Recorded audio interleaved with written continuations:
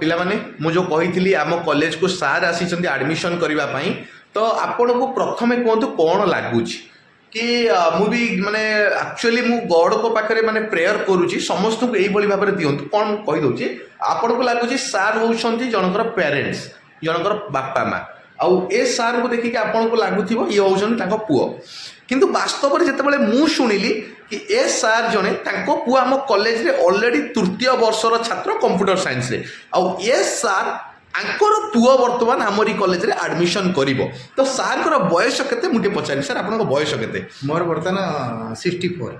64 सार को बयस केते आपण माने टिका कमेंट कर देबे कि आज्ञा सार को मुहर आज्ञा सुनतो सर आपन बयस केते सत कहिबे 41 माने 41 वर्ष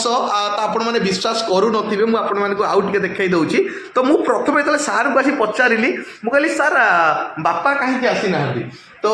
जहाँ भी हो तो सर केमती कौन लगिला कॉलेज कहीं आम तो बहुत दिन जानी कथा होते आप आसवे बोली आसु पारे नथिले तो आज फाइनाली आप आसिले केमती कौन लगुच कॉलेज भल लगिला कॉलेज भी देखिली भल लगिला भल लगिला कॉलेज आपण जेमती कहिथिले सेमती अछि माने सब जिंस समान तो किछि एक्स्ट्रा फेक जिंस किछि हमें ना ना ना ओला ना सब ओके तो खुशी अछंती जोटा फोन रे कथा हेथिला सेटा